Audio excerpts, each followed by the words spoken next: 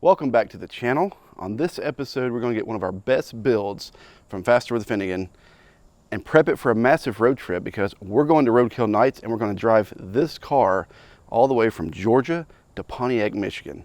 Let me show you what we got. That's right, Ric Flairmont. Woo! We're going to drive this car along with Finnegan, Freiberger, and Dulcich. We're going to take 3 cars from Georgia all the way to Pontiac, Michigan for Roadkill Nights. Me and Cotton are going to start the trip in this one, and I'm sure during the trip we're going to swap cars, swap passengers, swap drivers, all that stuff. But it's going to be a good time. But whoever drives this car, they're going to be hating life because this thing is super loud. It's got a 2-speed power glide in it with 373 gears and a 25-inch tall tire in the back. So the RPMs are going to be a little excessive on the interstate if we go the interstate. But this car has a 2007 year model 6-liter LS in it with God knows how many miles. It's completely stock with a 671 blower shop blower bolted to the top of it. It's got a Gearstar level 4 power glide transmission in there that will handle anything. And it's got a stock 8.8 in the back with 373 gears. So on the final episode of Faster with Finnegan, I blew the tires completely off the back of it. There was no center of the tire left. It was just the sidewalls on the rims. So I put new tires on already before we even got it out of storage. And today we're going to check fluids, let it run for a little while to see if it actually stays cool. And I think I need to wire the headlights and the tail lights. So we're just going to give it a quick nut and bolt check, look it over, and see if it will actually make it to Pontiac, Michigan, which I have no doubt. I think it will. It runs great. So let's get into it.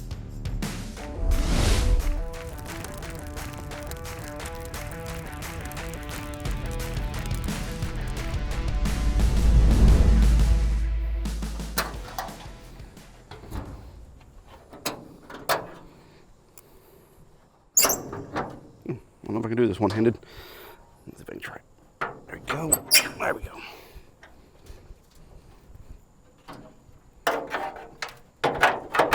All right.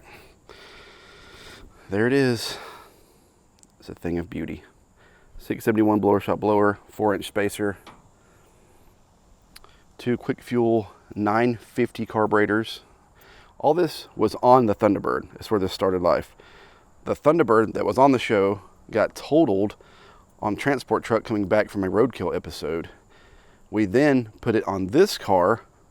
We went up against Cory LaJoie when it had a built 347 in it from Blueprint, but it wasn't set up for boost. And we knew that going into it, but we did it anyway.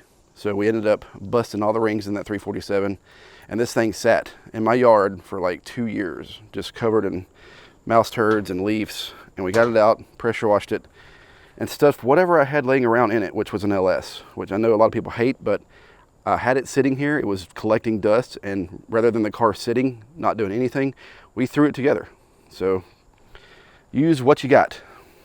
Like I said, this was a 2007 year model truck motor that I had sitting in my shed for, I think, 12 years. I didn't know anything about it. I have no idea how many miles are on it. Didn't even know if it ran. So we just dropped it in the car, crossed our fingers, and it fired right up. It's getting controlled by this LS MSD box here. It's very simple to wire up, just hot ground, battery power. So you just select whatever engine you have there, LS1, LS2, truck HO, which is where we're at right now. The truck HO actually gives you a little more timing than your basic truck setting, which is nice. So the headers, I forget what kind of headers they are, but they fit perfect. Before I touch the Fairmont, I have to put lights on my son's 4-wheeler. My son Lucas is out bowling right now, and I promised him that we would put lights on this because when he goes riding at night, he gets my flashlights, zip ties them to the front bumper, and then half the time they don't come back. So, bought these from Walmart. Gonna throw these on there for him, so when he comes home, we can go night night.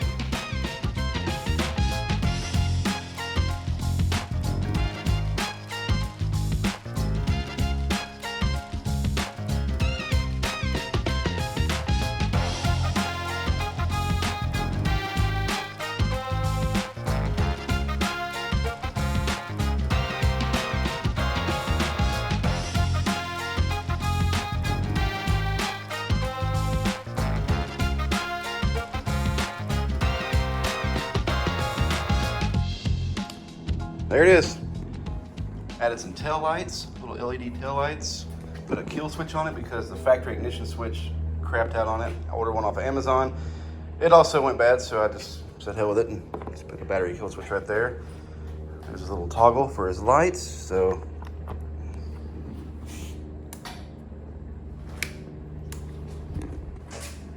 tail lights. He should be home any minute, so I had to put a piece of wire through here so he can't lose the key, even though you can buy these at the parts store.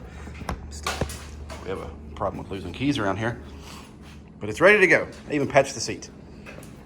Good old gaff tape.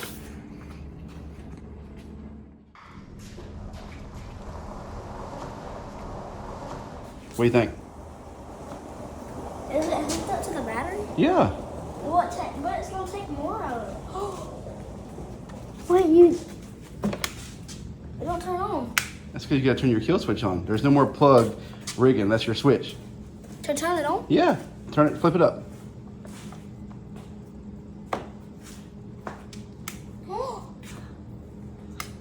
No way. That's not it though. No, you didn't. Go turn your lights on.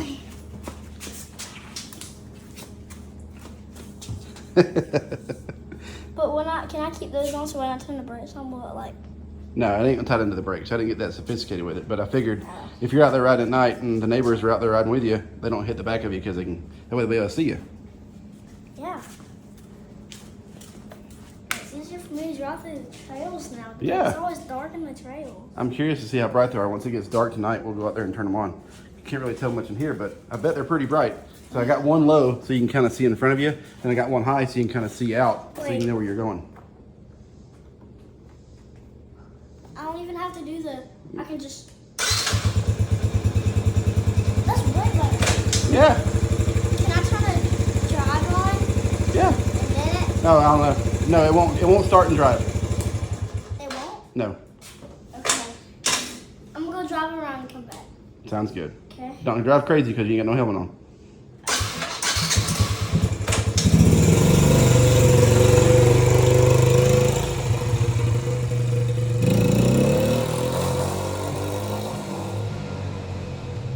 Success! Woo! We got some loose hardware up here on the throttle linkage here. I need to nut and bolt the whole car, but right now I'm gonna hook the jump box to it.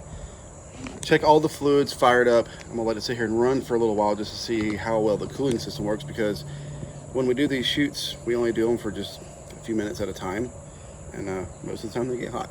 So we're about to drive in traffic for 700 and some odd miles to Pontiac, Michigan next week, and I just want to test the cooling system just to see if it's functional. It's probably not. I just want to see what we're up against. So first things first, I know the battery's toast, so let's go ahead and hook it up, hook the jump box to it, and see what happens.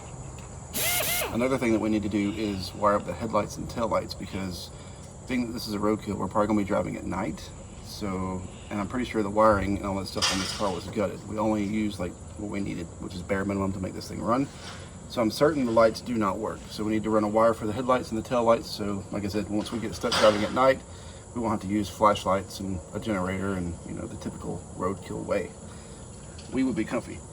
Or have to swap cars with someone else and they will be comfy. Which is fine. Okay, battery's hooked up. Set the jump box to it.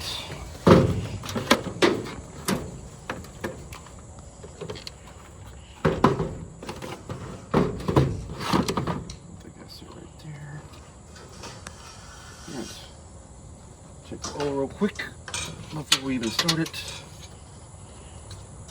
All is good. Looks fresh.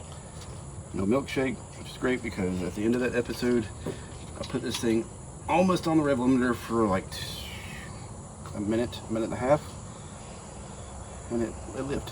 So that's good. All right, let's fire it up.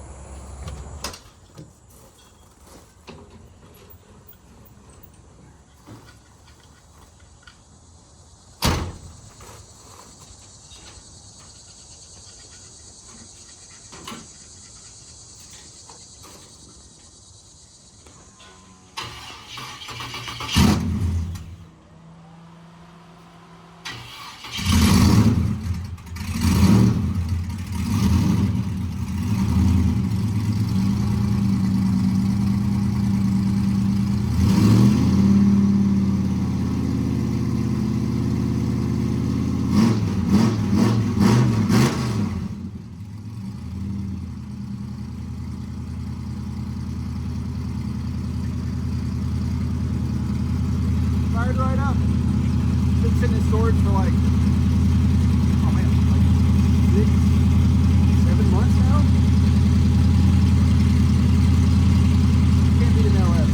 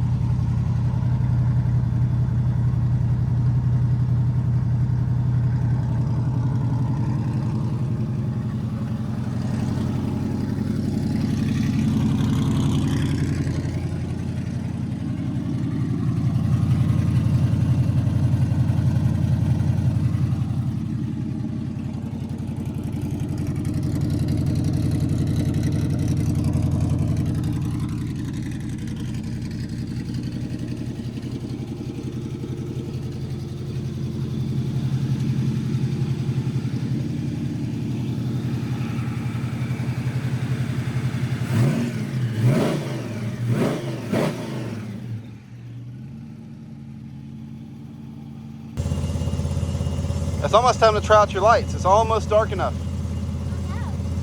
Turn them on. Oh yeah. You got tail lights, headlights. I know you're going to have to clean them off so we can get the full effect when it gets dark.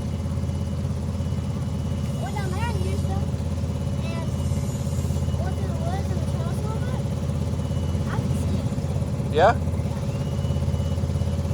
I want it to be like pitch black dark. I want to see how bright those $20 lights are. $20? Yeah. Nah, 20 bucks from Walmart. All right, put your helmet on. Go ride. Okay.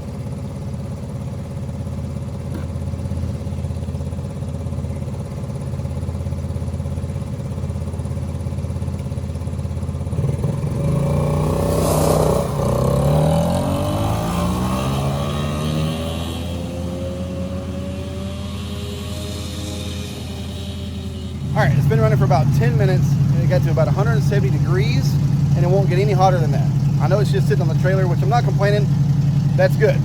But once we get out on the road in traffic, it may be a different story. But right now, it won't get above 170, so I'm gonna call that good enough for our trip.